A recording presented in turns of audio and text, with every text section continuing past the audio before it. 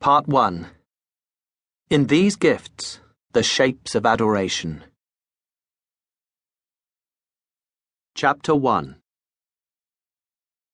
There will be peace. The words were carved deep across the lintel stone's facing, in the ancient language of the Azathanai. The cuts looked raw, untouched by wind or rain, and because of this, they might have seemed as youthful and as innocent as the sentiment itself. A witness lacking literacy would see only the violence of the mason's hand. But surely it is fair to say that the ignorant are not capable of irony. Yet like the househound who by scent alone will know a guest's true nature, the uncomprehending witness surrenders nothing when it comes to subtle truths.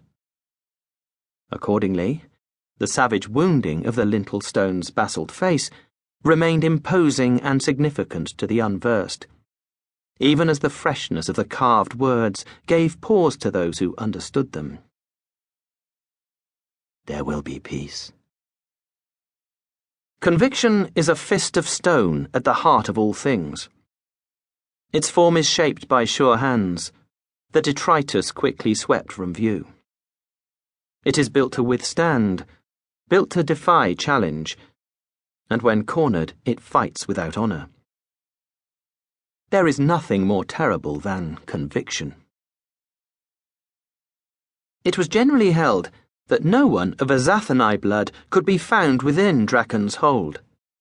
Indeed, few of those weary-eyed creatures from beyond Bareth's solitude ever visited the city-state of Kurald Galain, except as stone-cutters and builders of edifices summoned to some task or venture.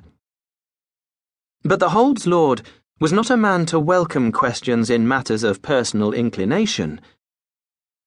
If by an Azathanai hand ambivalent words were carved above the threshold to the hold's great house, as if to announce a new age with either a promise or a threat, that was solely the business of Lord Draconus, Consort to Mother Dark.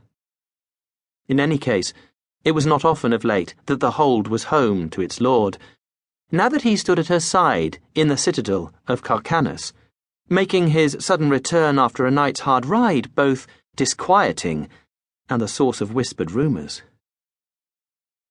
The thunder of horse hoofs approached through the faint light of the sun's rise, a light ever muted by the hold's nearness to the heart of Mother Dark's power, and that sound grew until it rumbled through the arched gateway and pounded into the courtyard, scattering red clay from the road beyond. Neck arched by the reins, held tight in his master's gloved hands, the war-horse Calarus drew up, breath billowing, lather streaming down its sleek black neck and chest. The sight gave the onrushing grooms pause. The huge man commanding this formidable beast then dismounted, abandoning the reins to dangle, and strode, without comment, into the great house. Household servants scrambled like hens from his path. There was no hint of emotion upon the lord's face, but this was a detail well known and not unexpected. Draconus gave nothing away, and perhaps it was the mystery in those so dark eyes that had ever been the source of his power.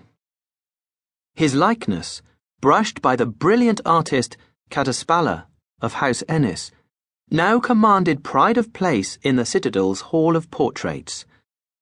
And it was indeed a hand of genius that had managed to capture the unknowable in Draconus's visage, the hint of something beyond the perfection of his ticed features, a deepening behind the proof of his pure blood. It was the image of a man who was king in all but name.